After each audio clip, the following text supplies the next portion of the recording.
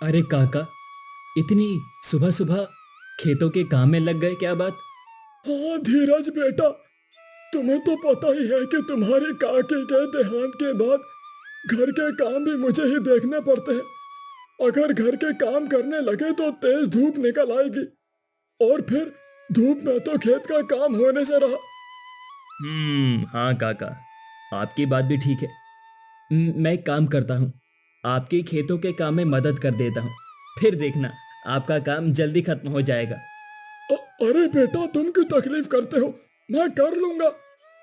अरे काका, कोई बात नहीं। चलिए, मैं आपका काम करवा देता हूँ। अब धीरज नंदू के खेतों में काम करवाने लगता है, लेकिन अगले ही दिन नंदू के खेत में आग लग जाती है। अरे भाइयों, नंदू का तो पूरा खेत जलकर खाक हो गया। अरे ये तो होना ही था। कल मैंने देखा था, धीरज नंदू काका के खेतों में काम करवा रहा था। उस मनहूस का साया भी अगर कहीं पड़ जाए तो वहाँ कुछ ना कुछ गलत जरूर होता ही है। इस बार नंदू काका भी उसके चक्कर में फंस गए।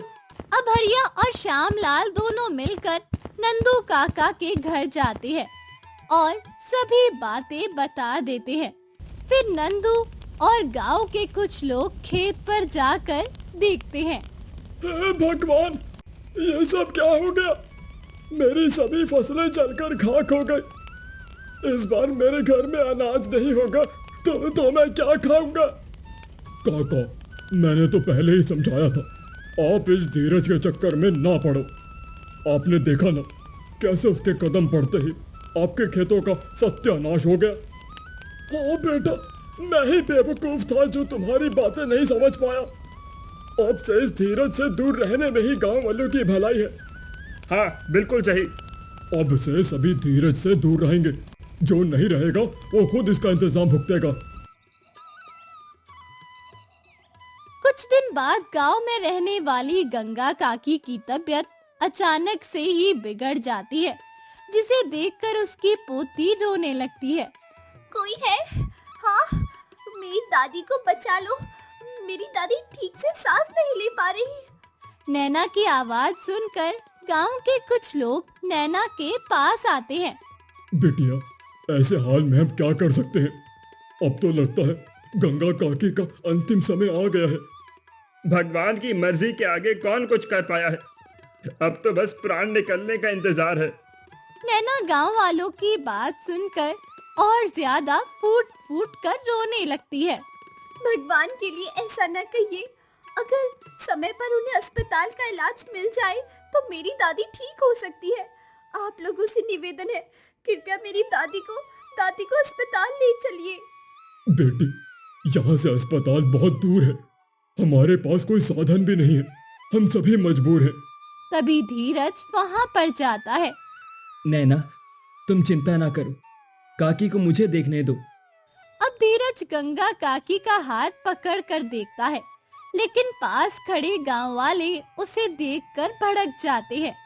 अरे, ये मनहूस यहाँ कहाँ से आ गया? अब तो गंगा काकी को जो बचना भी लिखा था वो भी मिट जाएगा। कृपया आप सभी चुप हो जाइए।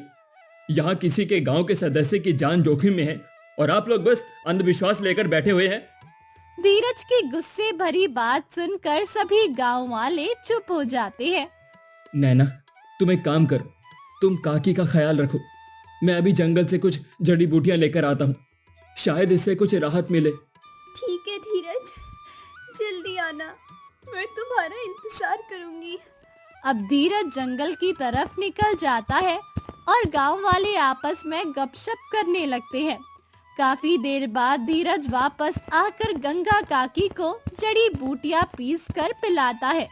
आ, आ, मेरे सिर में दर्द हो रहा है। अब गंगा काकी की स्थिति सामान्य थी, लेकिन सिर में दर्द था।